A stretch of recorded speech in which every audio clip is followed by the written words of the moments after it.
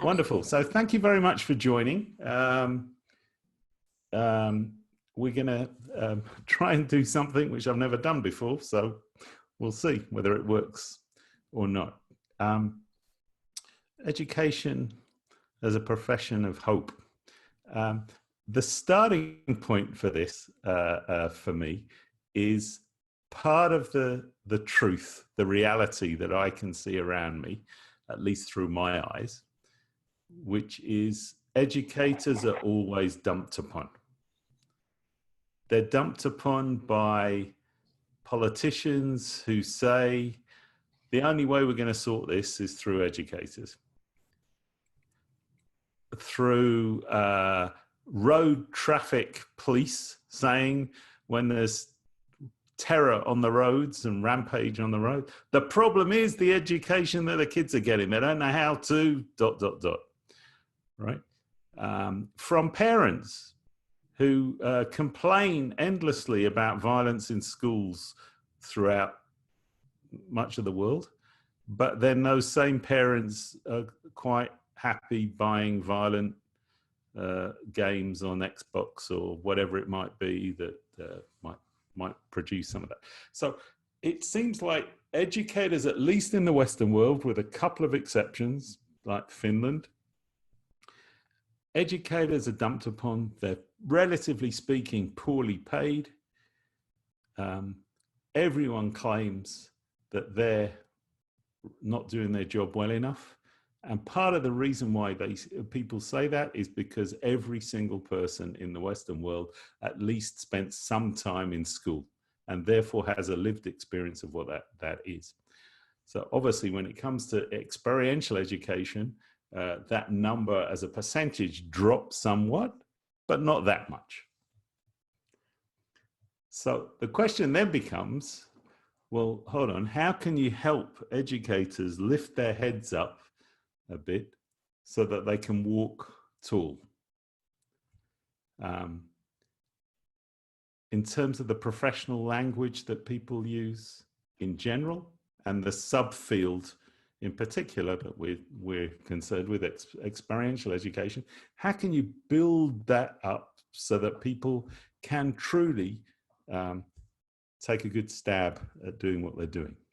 I want to claim that a good chunk of the problem goes back to the start of the Industrial Revolution, when the model of schooling was put into place. The development of the economy required that the parents go into the workforce, and therefore someone had to be looking after those kids. And obviously the way to look after those kids is put 40 people, plus minus, in a relatively small space, shut the door, and have one responsible adult with that group. And then while they're there in that situation, let's do our darndest to make sure that this person who's a bit older, who knows something, tells these people who don't know anything the things that that older person knows. And I mean, it's not too much of an exaggeration to say that industrial model of schooling has remained true throughout the last 150, 200 years. Think about standardized testing.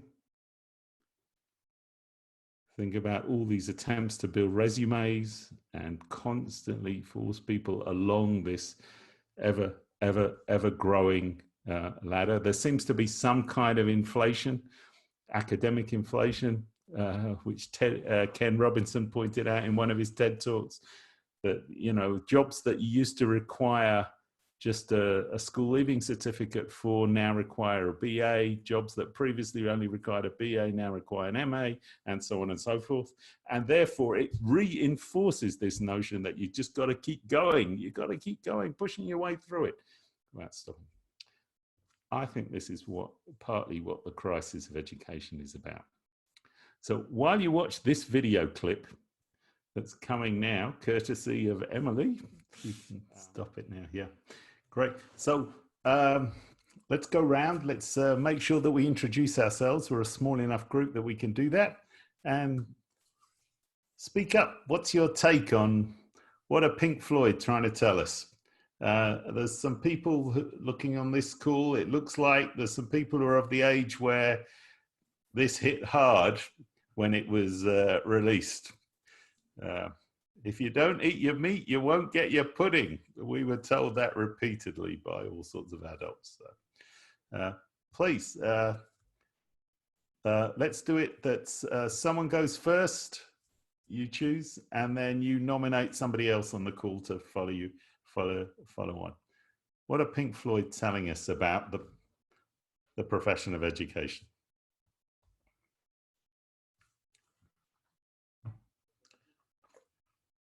I'm happy to start. I'm Andrea. I'm in Baltimore, Maryland. I was in the SEC cohort 2. I have to say, as soon as you started playing the clip, I felt like I was having like a weird kind of post-traumatic stress. Like I really remember that. I'm 53, so I don't know. I guess I was in. I don't even know if I was in high school yet. I graduated high school in 1985, so I was in middle school.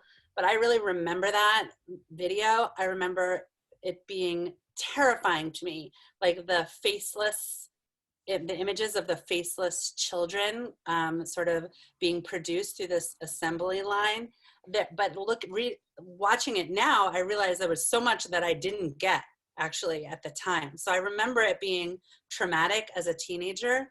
And I think now looking at it again, first of all, thank you for re-traumatizing me, because I think it's actually really generative, and it's very interesting to see it. So I think that in my reading of it today is that there needs to be, and there is about to be, a revolution in education, and that the learners, when they rip off their masks, you know, the learners are demanding that they be seen. So that's what I see. Wonderful.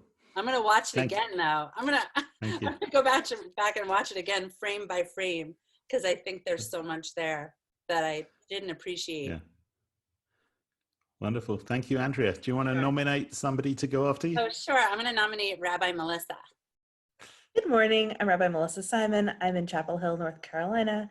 I was in the most recent SEC cohort, and I was really struck. You know, I work with college students. That's my context, and this kind of balance between like the trying to teach them math as this rote thing and disciplining the poet out of you, and kind of how do we prioritize certain types of learning as better learning than other learning, and also kind of this mechanized system of learning. It's been interesting. Some of my college students have said if we go back and we're only online learning next fall, that they will not take they said a gap year, gap semester, but the idea also that they can't learn in this totally information download kind of idea of online learning.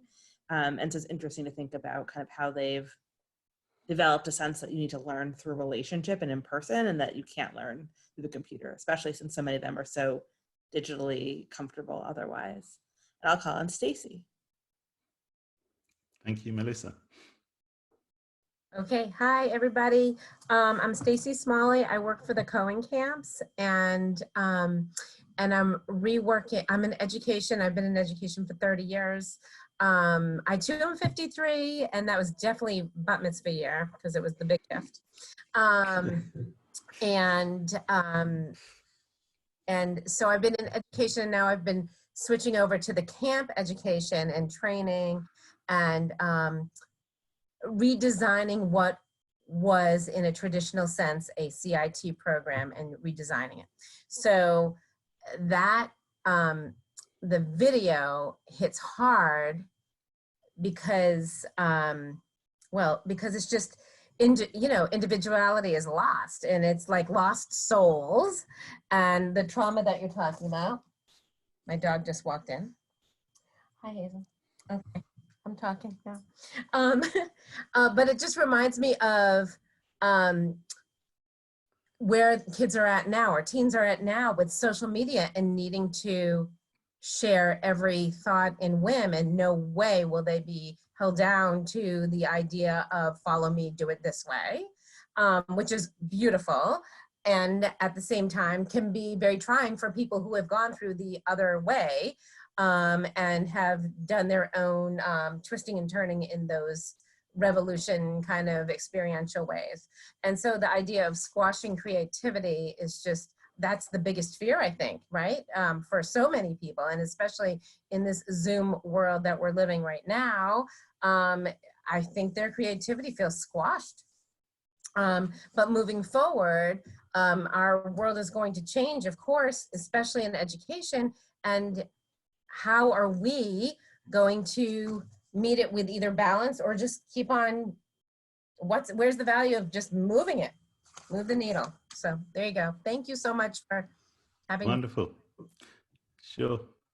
Oh, right. David, how about David? Sure. Hi, everybody. Excuse my dog if he barks in the background, by the way. David Heilbronn. I work at the Federation in Indianapolis, Indiana. I do informal education with teens and youth here. And one thing that stood out, a lot of people said a lot of things that stood out to me, but they specifically chose look like high school age to have this kind of revolt where they're like these little mini adults that can take control. But it makes me think, as I start working with younger kids, I've done mostly teens, but working with younger kids is how can I empower younger learners? Because they may have those feelings too, but they can't express it the same way that teenagers can. Great. Thanks, I have David. to pick someone. Kiva. Hello, I'm Kiva with M Squared. I mean, it just resonates what's been shared so far. There were a couple images within the clip, there were many that I need to watch again, but there were a couple that stand out. One, even just like that very old classical classroom of like the teacher walking back and forth in the rows and just pausing and focusing, and it's all about him, and fear just in the air, like that image of what education, like to even conceive that that was acceptable education at one point. And maybe, you know, the pendulum has swung in a total extreme of like live and experience, and what have we lost, you know, from that very controlled you know, environment. It raises some questions, but if anything, the immediate feeling it conjured was like, whoa, like thank God that I fortunately have not had too many experiences like that. Yeah. Thanks. Stephen? Hello. He does have a face. Yes. I do have a face. And apologies because I have to leave soon. But I will say this, that the one thing that struck me is that no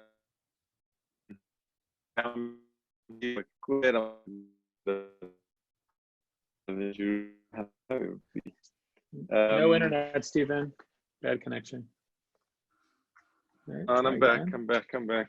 Okay. Let's try that again. Hi, I'm Stephen. Live in Jerusalem, graduate of SCC2, work at M Squared. There we go. I will say that the one thing that struck me is that video to me was very much about the anger and the fear and the rebellion that was going on in the dynamic. And I think today, there isn't that, there is just the recognition that what we have doesn't work. So I think that video was pointing out what was present wasn't working, but in a way of kind of rebellion and highlighting like the deficiencies of the system. Yeah, I don't see it as a rebellion, just as a recognition that at the moment we're not equipped to think about what learning can look like differently. Great, thank you. Do you want to nominate someone? Emily. Sure. Emily. So Emily, I work with M Squared. I think I've met all y'all though at this point. I'd say what struck me about that video was there are so many images that really that made my gut twist, especially the meat grinder. Oh my God. But I'd say like what seems relevant now in education in the internet age is kind of this loss of individuality through Zoom. feeling like you want to be visible, which I think many of the children did when they take off their mask, or this sense of this monotonous hegemony. But yeah, I can see so easily these classes of 200 people where you can turn on the screen and then slip away, slip back to sleep, or you don't have to be present. Literally, you can turn off your screen and just have a name, or not even have a name. So we become this nameless, faceless people whose connection is just dependent on internet working. So it calls a lot into question of connection and visibility to me. Wonderful. So thank you all. It's a great, rich material for a prolonged exploration. What I want to do is make a jump, and the jump is, well, what then could we base education on? What kind of archetype could we base education on to give us a chance of honoring human beings, honoring educators, and honoring the places and the societies, cultures in which the work is taking place? And I want to give 3 different possibilities, and then we'll split you into smaller groups in order to explore them. So what I'm going to do is just share the whiteboard. Hopefully, can everyone see that? Yeah, good. Okay, so I'm going to introduce 3 concepts. The first is initiate. One possibility for a model of education, an archetype of education, is to say, what I really need to do in education, what I need to do as an educator, and what we as a community or a society, a culture needs to do, is to initiate people into the ways in which they can flourish in our society, culture, economy. For some of those, that would be they need certain skills. For some of it, they need certain kinds of customs and cultural rituals. So, for example, if someone walks down the street in pre-corona times, and hopefully one day in post-corona times, and that person walking down the street sees someone that they know, then they can stretch out a hand and shake hands, or they can stretch out their arms and hug. And that the other person knows what it is that they're meant to be doing. They know what that is. They don't get traumatized by it because they know that that's the cue to which they are meant to respond by either putting out their hand and shaking it, or opening their arms and giving a mutual hug. Those are all forms of initiation. In Jewish terms, if you like, probably a significant example of this would be Brit Milah, where actually the words in the bracha use the phrase lachnis, lachniso lebrito shel Avram Avinu. Lachnis is to enter somebody or to bring them in, right? In other words, to initiate them. So there's a very strong option for education, which says the archetypes of generating a sense of hope is that all of the people in our community, in our society, will be initiated so that they know how to flourish. So that's option 1. Here you go. Second option. The goal of education, the archetype is not initiate. The goal of education is to liberate, is to ensure that nothing gets in the way of that individual realizing their passions, their skills, their attributes, whether those are natural to them. In philosophical terms, one of the leading thinkers in this regard was Rousseau, who in his book Emile, he describes the following situation. The problem with kids is that they're corrupted by society. You've got to stop them being corrupted. Get them away from society. Get them away from those dastardly parents. They're the worst. The parents are the worst. They try and create the kid in their own image. Get them away from the parents. So his model of education, which is just I mean, I don't think it's ever been fully pursued, was that there should be a mentor, a tutor for each child who takes them to nature. How do I move up? Now I've got this thing up, I can't see. Right. Who takes them to nature and then ensures at the most minimal level that they don't harm themselves, but that ultimately what they're there for is to let the kid pursue their ultimate dreams, passions, interests. I mean, if the kid hurts themselves partly, in a partial way, that's absolutely fine. You know, they've got to learn what fire is, so they've got to go close to fire, and they'll understand that they shouldn't go close to fire again, etc.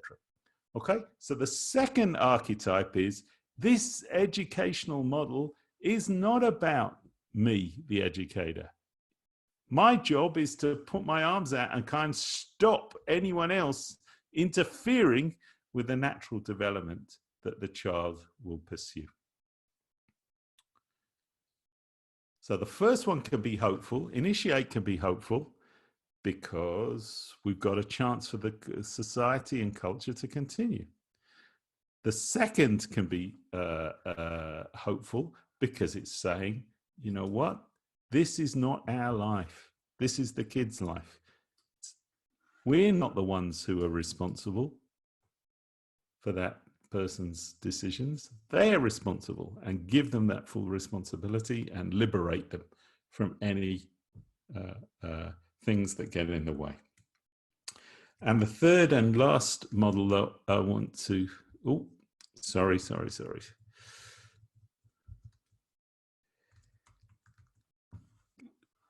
Give you is that the goal of education is to elevate. And in this archetype, someone comes to know something about the existing things around, but part of the educator's responsibility beyond introducing the child, the adult for that matter, to things that are around, is to build in a sense of critique of those things, is to teach people how to look for the flaws, the problems, the shortcomings, the misgivings in what is, in order that those, the learners, the participants can go on themselves and elevate the culture, the society, the community. So there are three different models. And you might turn around and say, as often happens, well, actually, I want a bit of each of them, please. But just not too much of anyone. Or there's one particularly that I must have.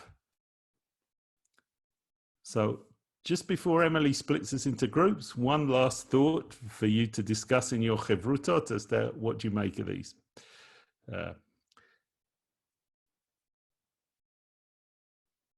There seems to be inevitably a bit of an either or. And I don't know really whether you can get out of the either or. So if you successfully initiate somebody into the mores and ideas and concepts and values of the existing society and culture, you are by definition limiting the ability of those learners and participants to ever get out of that culture and society. Especially if you're good at initiating. Liberating. If you're really good at liberating and you're a specialist at it, and all those kids do is liberate, or all those adult learners do is liberate, then what chance is there for community, for society, for mutuality? How are things ever going to sustain themselves for the long haul? And elevate, by definition, means you're rejecting liberate, because no, we care about the culture, we care about the ideas, the religion, the values, whatever it might be. And initiate, we're criticizing initiate because we don't think that's sufficient. That's not enough because there are flaws in what we've got. So it might very well be that you have to make a bet. You have to choose one and give up on the others. Question mark. Discuss. Emily, can you divide people into Chevruta for 10 minutes and then we'll come back together? All right, give me 1 second. Open.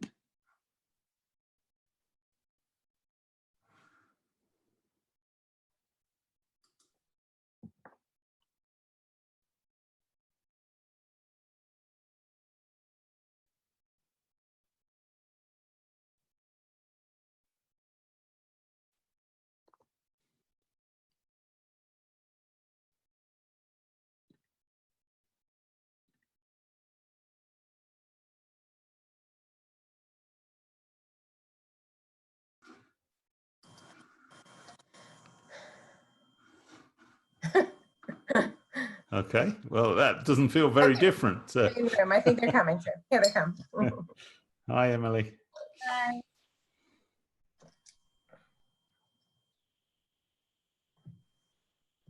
Hey, Johnny. Hi. Thank you so much for doing this. I really appreciate it. Sure. Is that all, Emily? Have we lost the... Kiva. Where's Kiva? Oh, there we go. And Kiva. Great. Lovely. So let's just hear from each room one insight that you've had. And then we'll finish up with another clip. So, Andrea, do you want to go? What did you get to talk? So we were talking about the three categories and actually trying to think about which one was more camp. And Kiva had a really interesting point that in many respects, camp is more, exists more in the model of initiation than liberation. And so that for me was an interesting insight to think about how, I'm also a camp educator, by the way. So like that was an interesting insight to me in terms of thinking about how these apply and how we might think of them through the lens of M² language also.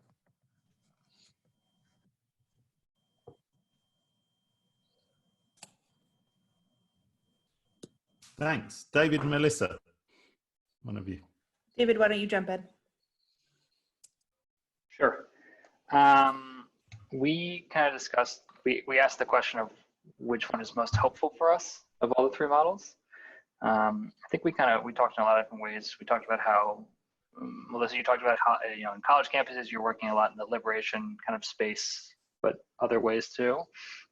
One thought that I had was that the idea of elevation, I've been reading a lot around how do you bring society and societal context into educational settings, and it's not easy because we have so many smaller and smaller microcosms of community, and elevation seems to be the only one that fits that. We can't initiate into this large society that may not fully exist the way we think it is, and you can't totally liberate from it either. So elevate seems to fit the model best there for me. Great. And we were talking about how our own experiences of the initiation or initiating bit was just part of our own lives, and that with camp, if there's a way to have all three in some kind of balance, that would be a really great summer. It's a push-pull bit. Yeah. Yeah. Do you want to add anything to that, Johnny? No, that's good. That's good. Emily, please, can you share with us the second little video with the following introduction? You remember? Oh. You remember that in the Pink Floyd clip, there was a where the traditional teacher was very dismissive of the boys' attempt at poetry. Well, here's another attempt at an educator dealing with poetry. Please, Emily. I see a sweetness in her smile. Bright light shines from her eyes. But life is complete, contentment is mine. Just knowing that she's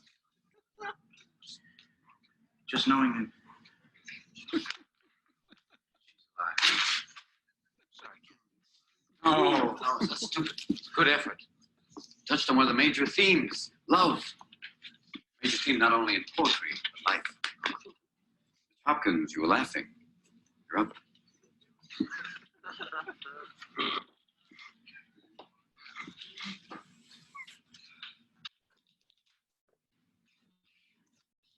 Cat sat on the mat.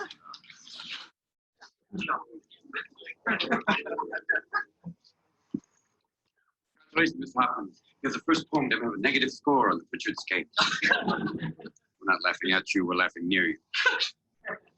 I don't mind that your poem had a simple theme. Sometimes the most beautiful poetry can be about simple things, like a cat, or a flower, or rain. You see, poetry can come from anything with the stuff of revelation in it. Just don't let your poems be ordinary. Now, who's next? Mr. Anderson. So you're sitting there in agony. Come on, Todd, step up. Let's put you out of your misery. I didn't do it. I didn't write a poem. Mr. Anderson thinks that everything inside of him is worthless and embarrassing. Isn't that right, Todd? That's your worst fear. I think you're wrong. I think you have something inside of you that is worth a great deal. I sound barbaric. Yup. Us. World. W. Uncle Walt again. Now, for those of you who don't know, a yelp is a loud cry or yell. Now, Todd, I would like you to give us a demonstration of a barbaric yelp. Come on, you can't yelp sitting down. Let's go. Come on, up. Gotta get in yelping stance. A yelp. No, not just a yelp. A barbaric yelp. Yelp. Come on, louder. Yelp. Oh, that's a mouse. Come on, louder. Yelp. Oh, good God, go yell like that. There it is. You see, you're a barbarian in you after all. Now, you don't get away that easy. Picture of Uncle Walt up there. What does he remind you of? Don't think. Answer. Go on. A madman. What kind of madman? Well, think about it. Just answer again. A crazy madman. Oh, you can do better than that. Free up your mind. Use your imagination. Say the first thing that pops into your head, even if it's total gibberish. Go on. A sweaty-toothed madman. Good God, boy. There's a poet in you after all. There, close your eyes. Close your eyes. Close them. Now, describe what you see. I close my eyes. Yes? And this image floats beside me. Sweaty-toothed madman. A sweaty-toothed madman with a stare that pounds my brain. Oh, that's excellent. Now, give him action. Make him do something. His hands reach out and choke me. Wonderful. And all the time he's mumbling. What's he mumbling? Mumbling truth. Yes. Truth, like a blanket that always leaves your feet cold. Forget them. Stay with the blanket. Tell me about that blanket. You push it, stretch it, it'll never be enough. You kick at it, beat it, it'll never cover any of us. From the moment we enter crying to the moment we leave dying, it'll just cover your face as you wail and cry and scream.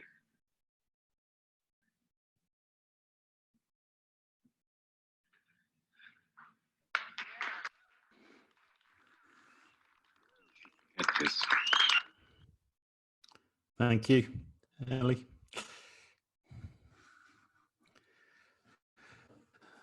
A somewhat different take on what is poetry and how you meant to deal with it, and how do you bring people out? How do you help liberate people? How do you initiate people into the discipline of poetry? And how perhaps you build the next generation of poets, which is obviously an act of elevation. We've got a couple of minutes left. So I want to say the following. I hope, as I shared with the SEC4, a hope is a dream that's accepted the responsibility to become reality. A hope is a dream that's accepted the responsibility to become reality. In that responsibility is some level of discipline. And for an educator to have hope, they have to recognize not only that the responsibility is on them, but the discipline of doing their utmost to pay attention to whatever the model is that they want to pursue, the archetype, whether it's initiate or liberate or elevate or whatever version of that they want to come up with. These are just tools, cognitive tools, to help us think through what does it mean to do this work well. But that the society and culture and community that we're all busily devoting our lives to will get to a period of flourishing, get to a period again of flourishing, flourish more than it is now, whatever your take is on what's going on. If it's able to recognize that education is by definition a belief in the future, and that no educator I've ever met, even if they've done the same lesson or the same program or the same pu'ula, whatever you want to call it, they've done it again and again and again, there is no guarantee that time number 101, it will work, even though all times 1 to 100 it has worked. Every educator worth their salt knows that deeply.